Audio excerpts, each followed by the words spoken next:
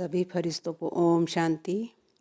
प्यारे भाई बहनों, मुरलियों में अक्सर बाबा ताउसी तख्त का जिक्र करता है। आज भी बाबा ने मुरली में कहा कि मैं इस तख्त पर बैठकर तुम बच्चों को ताउसी तख्त नसीन बनाता हूँ।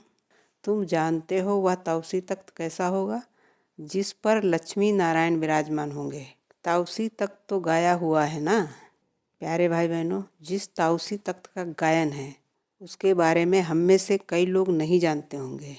क्या था वो ताउसी तख्त जिसका इतना गायन है? क्यों मशहूर है इतना ताउसी तख्त?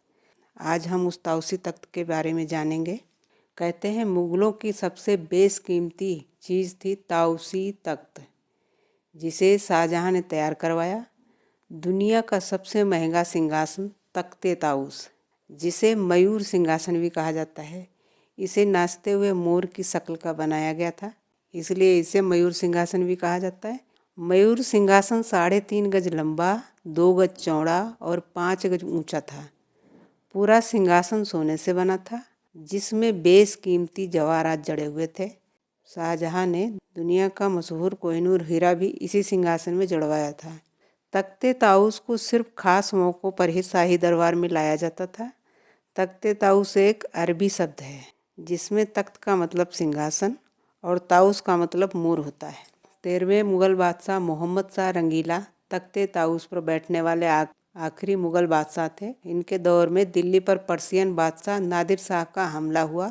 उसने दिल्ली को लूटा।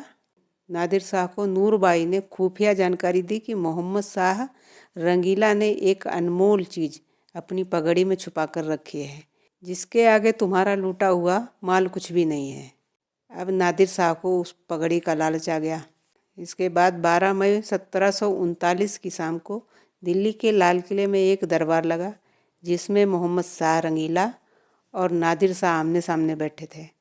अब नादिर शाह ने एक चाल चली। उसने मोहम्मद शाह रंगीला से कहा कि ईरान में एक रस्म है कि भाई खुशी के मौके पर आपस में पगड़ियाँ बदल देते हैं। आज से हम भाई भाई हो गए, तो क्यों ना इस रस्म की रस्म अदायगी की जाए।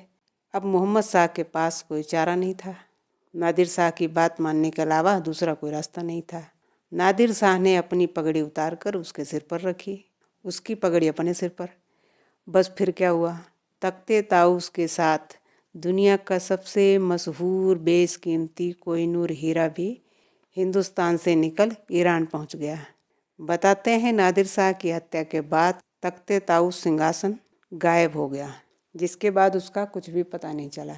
तो ये थी तख्ते ताउस की कहानी, जो बाबा अक्सर मुरलियों में तख्ते ताउस की बात करता है। प्यारे भाई बहनों, सोचो जब उस तख्ते ताउस का इतना गायन है, तो फिर सतयुग में जिस पे लक्ष्मी नारायण बैठेंगे वो तख्ते ताउस कैसा होगा।